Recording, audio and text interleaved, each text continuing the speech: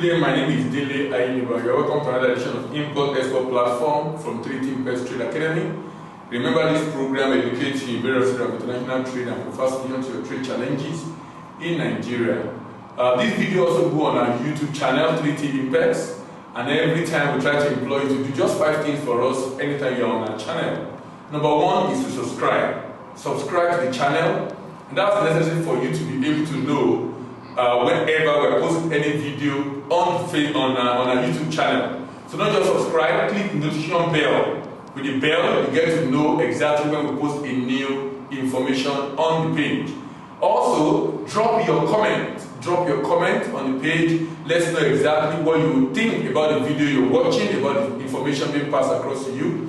And more importantly also is to share with your friends, share with your colleagues, share with anyone you know that have interest in international trade.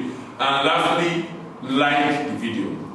Today we'll be having a regular program. Remember, we have 3 segments in the program. We have the news segment, we have the education segment, and we have the program segment. So Hysen, what do we have in the close today? Okay, quick news today. We have news from Ships and Ports, Vanguard newspaper, Premium Times, Punch newspaper, and of course This Day. From the trade program, we'll be discussing our export business clinic coming up in this month, and also the import training, and we'll be discussing also some of our trade development program, and also on trade education. We'll continue the series on exporting from Nigeria. Today we are going to zero in on palm oil. So the first news for today, CBN blocks bank accounts of rice and textile smugglers. That's news from Ships and Ports. The governor of the Central Bank of Nigeria, Godwin Emefiele, said that the bank has identified smuggling and dumping as major challenges sabotaging Nigeria's economic policies, noting that the bank accounts of some companies found culpable in the illegal importation of textile, rice, and palm oil have been blocked. The Apex Bank governor said this weekend on the sideline of the consultative roundtable with some economic stakeholders in Lagos titled "Going for Growth." Emefiele said, "We have identified smugglers and people dumping goods as those who sabotage those policies, and we have decided that that we will deal with them. The strategy that we will come up with is that we will not bother ourselves with them. There's an agency of government that is responsible for border control, and if these companies or persons pass through the border control, we would use the instrumental of being the regulator of banks system to make sure that we get the banks to provide all details about them." You know, when we were talking last week, you know, some people were saying that we were saying something about some people on good entry Nigeria.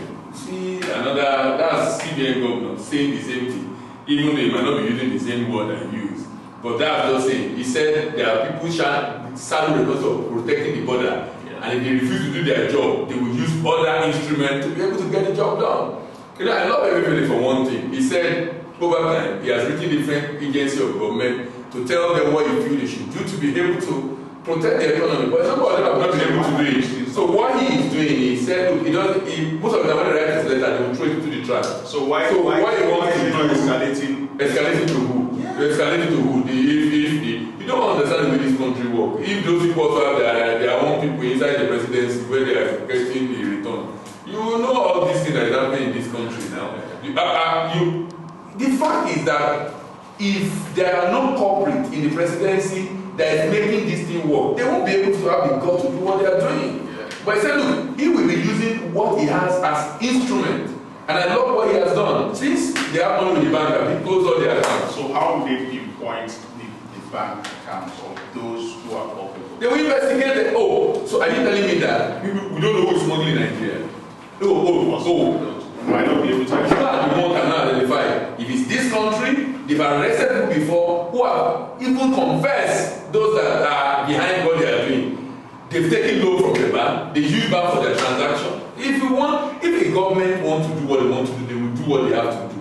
It's only when government does not have a political will to do what it has to, that they won't be able to do. So if they take loan from the bank and they use, so they now put those smuggled items as part of what they want to use. They don't necessarily have to put that as part of what they want to use, but the bank knows the people they are giving loan to, and they know what the loan is being used for.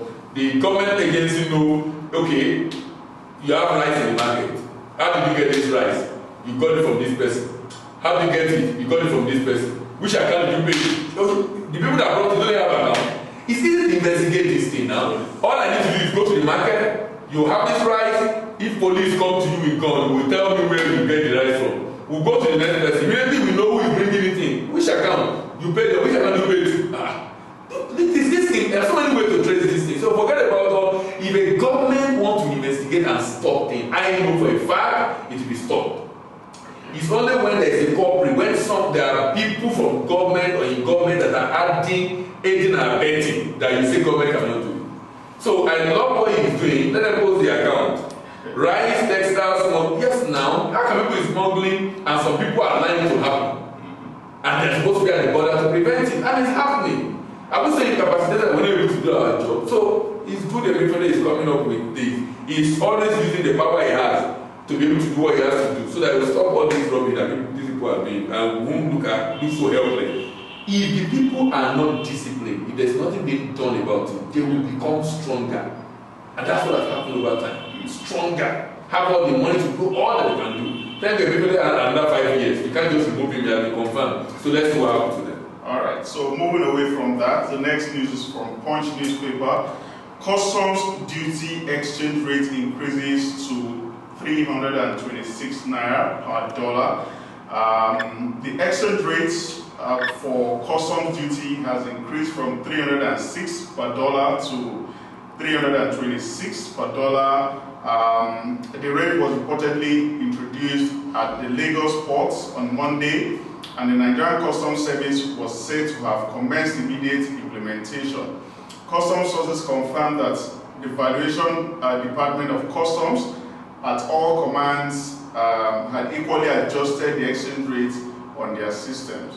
The public relations officer of the Association of Nigeria Licensed Customs Agents at Tinkan Island Port, Mr. Emmanuel Onyeme, was quoted as saying that all the transactions and cargoes were cleared at the port on Monday. We are already paying 326 per dollar. I mean, I don't know, did the custom give the reason why this increase happened? I think government is trying to get more money. Maybe generate more revenue. Yeah, government is generate more revenue. And I don't know why. Because at the end of the day, the importer does not have any problem. You just transfer the cost to the consumer. So yeah. And then we have inflation again that we're trying to curb. So I don't know the reason why custom did that. Did they give any reason? No specific reason. He said the custom not carry the agent along, and the stakeholder alone, it just unilaterally increase another 20 naira to you. That's a lot of money for government. Yeah. I think government is just trying to generate more revenue. I feel there are other channels for them to generate more revenue. Let's move on. Alright. The next news is from This Day newspaper. Apapa gridlock. NPA approves 10% discount harbor dues for vessels at eastern ports. As part of efforts to increase patronage in the eastern ports and decongest Apapa port, the Nigerian Ports Authority has approved 10% discount on harbor dues in all concession terminals at the eastern port. Sorry, if the news I heard when I went to Abali last time, if it's anything to go by, that 10% is not going to solve anything. It's not going to solve anything. But so they need more discount. It's a step in the right direction. But it's not going to solve anything. Okay, why so? Because of this, there are many other costs that those guys incur. Even the vessel also for going to that area. I understand security. So they have to pay for security and all of that. So those are the issues to be tackled. Okay. Apart from the dredging of the channel for bigger vessels to come in, the people that always hijack and make life difficult for security issues also. So that because majority of the items being going to this country go to eastern part of the country. You know, the funniest thing is that some of them come back to Lagos. Okay. Some of them come back to Lagos, either as manufactured goods or as even the way they are, come back to Lagos. There are people who go, some of those stuff go there, people who go there and pick them up and come and sell it to us. So what I say in essence is that a lot of stuff are going to that area. There's no way we can have a serious economic hub in the eastern part of the country, knowing fully well how the kind of business acumen people from that area have. So if we really love this economy, this is a good step in the right direction for MPA, but I think MPA can do much more than this. So this concession actually has a clause. And because it covers Calabar, Rivers, and Delta states, right? So they say the NPA is, in the statement added, the authority, however, wishes to clarify that this discount will only apply to harbor dues payable to the following types of vessels or cargo. Container vessels with at least 250 TEU.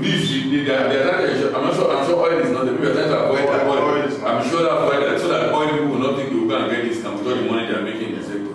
So I think it makes a lot of sense. It makes a lot of sense. And I saw the news, I will have to reconfirm the news about the growth, the increase in the non-oil. But let me put that figure. I need to reconfirm that figure because the NBS released the statistics and there have been so many news. I can see that here, Premium Sciences, Nigerian foreign trade grew by 2.5%. That's in Q1 of 2019. Yeah. What I want to check is to see the component that is causing that increase. I noticed a trend. I noticed a trend in the increase in the importation of machinery. For me, that's a fantastic development. That we're importing more of machinery rather than importing, what do you call it? Finished product. Finished product. Finished product, I think it's only second or third. Finished product manufactured goods. Yeah. But bringing a lot of machinery is telling me that, okay, there seems to be either foreign direct investment coming in or we are waking up to the reality for us to begin to add value and process. And that for me is a very good step in the right direction. Things we have to do to be able to grow this economy. Yeah. As much as possible, I think government should do everything possible to encourage whatever it is that will make that happen. Nigerian population is set to increase, in 2050 to go to 450 million by IMF. Okay. But currently about over 200 million. If we don't do something about job creation by virtue of increased productivity and export, they will probably just start to happen. We're already seeing the impact of disaster anyway. I mean, every day you see the killing. Crime. People are doing almost anything possible just to survive. Not to encourage it or say, okay, what they are doing is right, but we should also understand the fact that these are social issues, that those issues, if those people are engaged, gainfully employed, most likely we will not have it this bad. So if we are this population, we are having those challenges, that means in 30 years from now, we'll have a big problem on our hands if we don't do something about it. So getting a lot of machinery in, for me, is a sign that we are producing. And if you don't factory set up to produce, that's an indication that even though the economy has not done very well, but if this is happening in trade, I think it's a good development. Both on the non-oil export increasing and on the machinery being imported, also machinery being a major import item into the country. All right. So moving away from trade news, we're going to go into trade programs. And trade programs today we'll be discussing Export Business Clinic. Export Business Clinic is coming up on the 15th and the 22nd. That is 2 Saturdays for people who are actually busy. Then for those who are that will be free during the weekdays, 25th and 26th. So this program is coming up this June, and it's coming up at 3T Impact Trade Center, number 11D Bola Shadibe Street off Adelabu in Surulere. And we're going to be looking at preparation, how to prepare for export business, and things that you need to do like company registration, getting your license, and all of that. Then of course we'll be discussing planning. How do you plan for your export? Including all these things, including purchasers. How do you get buyers for your product? What products are available to be exported from Nigeria, both raw materials, semi-processed, and finished product. We'll be discussing all of that, both on the solid mineral side and agro product. We'll be discussing payment also. As an exporter, you are interested in how your money comes back to you. So we're going to be discussing all the different types of payment method in international trade. We'll be discussing pricing also.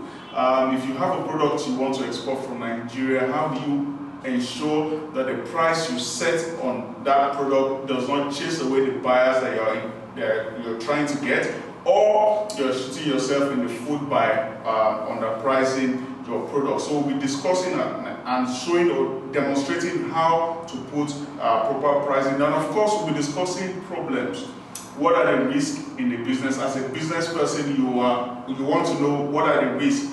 Where could the ball drop, in the course of this transaction? So we'll be discussing the risk and how you can also mitigate those risks in the business. And more importantly, we'll be discussing some programs that you can benefit from along the chain. So this program again is coming up on the 15th and the 22nd of June, and also on the 25th and 26th of June. If you want to be part of this program, you can send an SMS to 0809 124 4449. I take that again, 0809 124 4449. Then also in the month of June, we're going to be having our import training coming up on the 20th and the 21st of June. And import training is a 2-day import training program coming up at 3T Impex Trade Center, number 11D Bola Shadipe Street. And we'll be discussing the import guidelines. Some of the things that you do on imports, why you do them, are all enshrined on the guidelines. So we'll be discussing the guidelines. We'll be discussing also the SUNCAP process. We'll be demonstrating how you can get your SUNCAP product certificate and SUNCAP certificate. We'll be doing a live demonstration of the e-form. How can you feel, how you go about filling your form, the e-form, and also showing you how to reduce your demurrage to zero. If you are, or you've been paying demurrage for the products that you import into Nigeria, this is one program that will teach you how to reduce that demurrage charge to zero. We'll be discussing also payment method, bills for collection, the principles guiding it, the types of bills for collection, and the dynamics. We'll be discussing letters of credit also, the principles, the types, and also the dynamics of the letter of credit, and also how you can reduce your discrepancies on letter of credit transactions to zero. So again, this program comes up on the 20th and the 21st of June 2019. All right, we also have another program, that's the Export Business Investment Program. The Export Business Investment Program is a program designed to help individuals to be able to invest while working. So it's like you're a busy executive, you're busy on your job, or you have funds and you're looking for where to invest. We know people invest in treasury bills, they invest in fixed deposit and the like, but we have a more profitable investment, guaranteed, the capital guaranteed, because we have bank guarantee from one of the tier 1 banks in Nigeria to protect the funds, so that no matter the amount you are putting into the investment, you are very much sure that nothing will happen to your investment. Now, this is going to be used to export lead ingots out of Nigeria to Europe and Asia, and is designed in such a way that within 6 months, you can earn 20% return on your investment. Remember, it's an investment. Here you run export business while on a big job. There's 100% payment received on this shipment. So it's not the kind of shipment that you do, you get some part payment and some balance is coming afterwards. 100% cover on capital via bank guarantee. There's very attractive return on investment and a very reasonable transaction cycle. Remember, it's 20% in 6 months, that's 40% in 1 year. That's a lot. And export is the only one that can deliver that, and not just export, a value-added export. If you are thinking of being part of this, because we're starting the month of July, we're raising the money now to start at the end of June. You can call the number 009 124 4449. If you also check on the screen, you see the number scrolling below, 009 124 4449, and that will make it a lot easier for you to be able to have access to us, sending us an email. You can send us email at tradeacademy@3tinvest.com. Also, we've seen admitting people for our trade professional development program, and we have the basic, we have the intermediate, we have the advanced, and we have the executive diploma in export business management and executive diploma in export trade finance. These are all certifications from the American Institute of Extended Studies, and they are designed to equip individuals, both bankers, importers, and exporters, to be able to enhance their capacity to solve trade problems in Nigeria. We believe strongly that trade is the future of Africa. Every nation that have grown they've been able to ride on the strength of trade. So we really need to do a lot of trade, and we're not doing much in Africa, and that's an opportunity because it's going to grow, and we need enough skilled people to drive that process, and that's where it's coming. So remember the number to call is 00912444449. Let's move on to the trade program.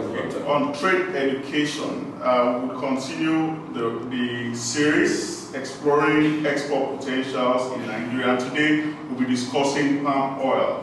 So palm oil, the uses, palm oil use can be traced as far back as 5,000 years ago. It is the edible vegetable oil derived or extracted from the reddish pulp of the fruits of oil palm and oil palm of the palm tree. In the food industry, palm oil is primarily used for cooking and also in the manufacture of margarine and non-dairy creamers and ice cream. So for industrial usage, it can be used in the manufacture of soaps, detergents, and the earliest pioneers using this for industrial purpose are Lever Brothers. We know them now as Unilever. And during the Industrial Revolution, palm oil became the most sought after commodity because it was used as an industrial lubricant for machinery, production of grease, and also candles.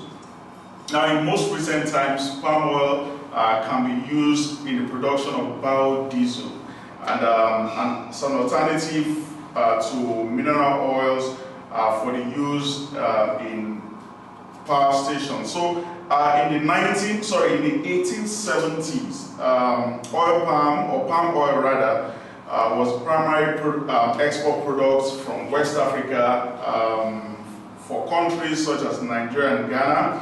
Nigeria controlled about 40% of palm oil export market in the 1960s before it discovered crude oil. Now, going to figures now, top 10 producing countries of palm oil. Indonesia is number 1, producing 36 million metric tons of palm oil. Malaysia is number 2, producing 21. Thailand, number 3, producing 15. Colombia, 13. On number 4, producing 13 million metric tons. Then Nigeria, number 5, producing 9.7 million metric tons of palm oil. Now look at the importers of palm oil first before I go to the exporters. The importers of palm oil are India number 1, China number 2, Pakistan number 3, Netherlands number 4, Spain, Italy, US, Bangladesh, Egypt, and Germany. Now moving on to the exporters of palm oil. Again, Nigeria is nowhere to be found on the list of exporters of palm oil. Now, number 1 on the list is Indonesia, occupying or controlling 55% of the market. Malaysia, number 2, controlling 30%. Indonesia, they made about 18 billion, Indonesia, 18 billion US dollars from sales of palm oil. Malaysia made about 9.9 billion. Netherlands, about 1.2 billion. Papua Guinea, number 4. Guatemala, Colombia, Honduras, Ecuador, Singapore, and Italy. You know, I mean, as I was talking, I was just trying to check up those producing the palm fruit itself. Yeah. So on that list, you have, who are the top of that list? You have Indonesia. Producer. Yeah, no, the producer of palm oil. Yes. Producer of palm oil, Indonesia, Malaysia, Thailand, Colombia, and Nigeria. Now, so Colombia actually produced less palm fruit than Nigeria. Okay. Colombia produced about 5.7 million tons. Nigeria produced about 7.5 million tons. So Colombia is still producing more palm oil. I mean, just talking about the people like Malaysia, those are the people they said come to pick up the fruit here. And it's a true story. I mean, someone told me it was in Malaysia and actually saw it on the wall at a particular institute and they were writing it there. They came to pick up the fruits in Nigeria and now how much they are generating. Malaysia, how much they are generating. They generate $9.9 billion in exporting. Now, and sometimes when you look at that, what I look at is the total export, the total market for palm oil in the world is about $33.2 billion. Now, and with the history Nigeria has as far as palm oil is concerned, there's no reason today why we should be importing palm oil. By the way, if you don't know, we import a lot of palm oil into this country. Yeah. Most of the industries cannot use palm oil locally because the palm oil locally is not even enough. But we just mentioned that palm oil is under the import prohibition. But you and I know that a lot of exhibited items are in the market in this country now. Okay. And the beauty is that when they are going to bring it in, they might not even call it palm oil. They call it some other, so we call it palm oil.